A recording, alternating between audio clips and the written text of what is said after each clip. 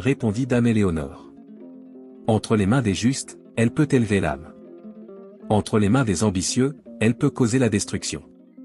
Elle fit signe à l'un des membres de la confrérie, qui apporta un coffret en bois sculpté. À l'intérieur, reposait une petite coupe en argent, simple mais magnifiquement ciselée. Voici ce que beaucoup prendraient pour le Graal, dit dame Éléonore. Mais ce n'est qu'un symbole. Le véritable Graal n'est pas un objet, mais une connaissance. Une connaissance qui peut élever l'âme humaine, ou la détruire. Thomas sortit le parchemin de sa tunique et le posa sur la table. Ces symboles, ils parlent de cette connaissance?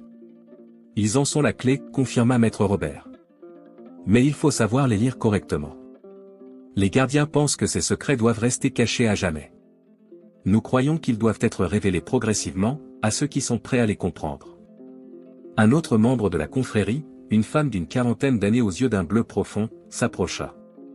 Regardez ces lignes ici, dit-elle en pointant une section du parchemin. Elles décrivent un flux d'énergie qui traverse la cathédrale, suivant le mouvement du soleil. C'est pour cela que les vitraux sont si importants, ajouta maître Jacques. Ils ne sont pas que des illustrations des textes sacrés. Ce sont des filtres, des lentilles qui captent et dirigent cette énergie. Isabelle, qui avait écouté attentivement, intervint, les textes que j'ai traduits parlaient d'une lumière vivante. Je pensais que c'était une métaphore. La frontière entre le métaphorique et le réel est plus mince que nous ne le pensons, sourit dame Éléonore. Les bâtisseurs de cathédrales le savaient bien. Un bruit sourd résonna au-dessus d'eux, faisant trembler la poussière des voûtes. Tous se figèrent. Les gardiens, demanda Thomas dans un murmure. Dame Éléonore secoua la tête.